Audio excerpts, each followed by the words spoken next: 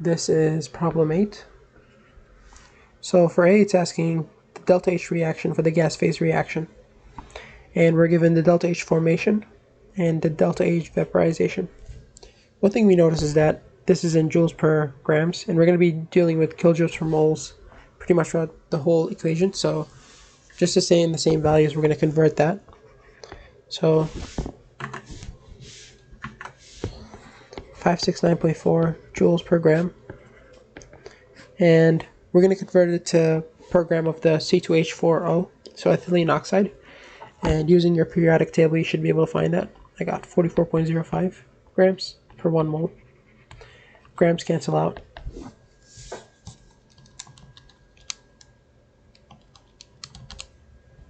And you get 25082.07. And then to convert this into kilojoules would be pretty simple, so just go back 3. So 25.082 kilojoules per mole.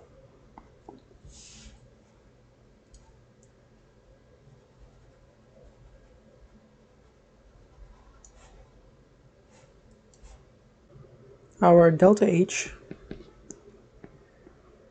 vaporization is this. So one thing to note is that delta H vaporization, change of enthalpy in the vaporization is equal to enthalpy of the gas state of a compound subtracted by enthalpy of the liquid state.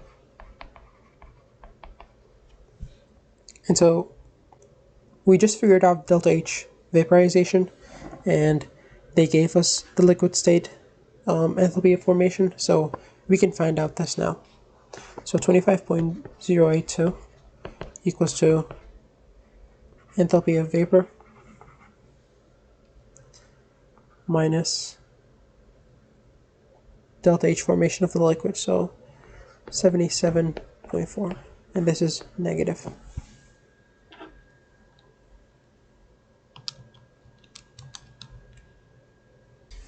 So this becomes a positive, and then you subtract it from this, and you'll get enthalpy of vapor as negative 52.318 kilojoules per mole.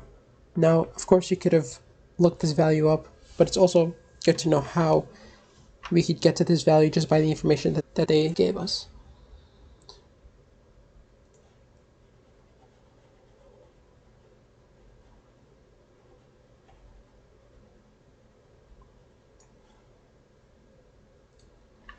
And so now that we have the delta H of the vapor, we could find the delta H of the reaction for the gas phase by doing products minus reactants.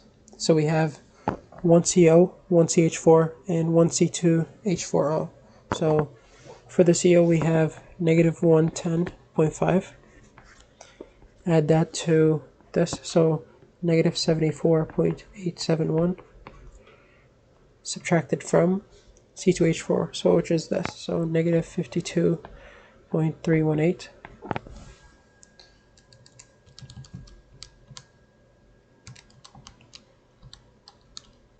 And I got negative 133.053 kilojoules per mole. So this is our delta H of the reaction for the gas phase. So that's the answer for part A. So part B says,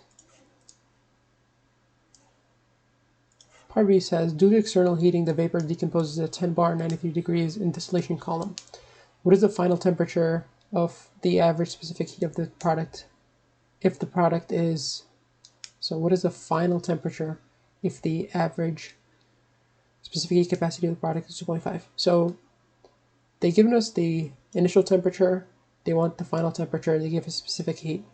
We can find the mass, and we already have the Q right here. So this should be fairly easy to do. So Q equals MCAT. So, and our Q is 133.053. And actually we'll convert that to joules.